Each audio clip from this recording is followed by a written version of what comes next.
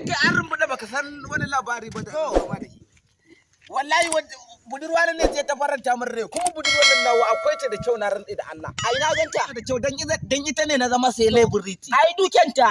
Ai bata kai nawa ba. In ka isa shege nake. Ka kai Qur'an ta kai nawa Allah ya man aljanna. Qur'ani ƙarya ne wai kai ka san fati kuwa an ta kai nawa Allah ya man aljanna. Kai Allah nan tukun ka daga da mu ne irin wannan da kai to kai da mu ne irin wannan da kai an rubuta kai da ba na zo ina da wayo Allah na hince nan malam me muka ma ne malam akara muka Allah ha ba me muka ma ne akan me kuke faɗa Yawwa ban ga ba. Ni zan faɗa muku An ga mai. to hice na Malam. Da yar India da yar China. Waye fi kyau? kan bala'i ka san me ne ku zai mana zan maka gwara wannan din ina ganin sai dai ku je gurin boka ki tantance muku boka ka ce za ka lima mu wutan jahannama khalidin na fiha nan baratun da ba za ku je gurin boka ba ai ko an je gurin malam budurwa ta fi kyau Allah na malam Allah ya mabu da kamana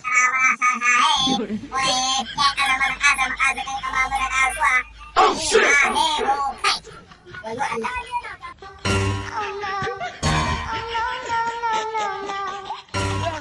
boka ubanka Allah ya muku albarka. ubanka boka Allah ya muku albarka.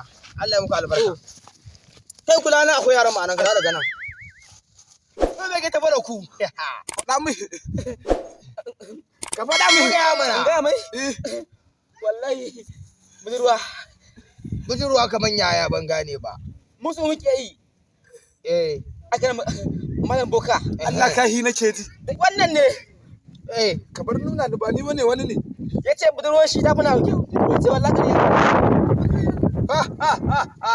Wato budurwar ta muna ka ta kyau. Ce ƙarya ne. To ba damuwa. Kai ma hukata. To ai rigin ku bujuwa ne kuke so. a je gidan tubanka The motherfucking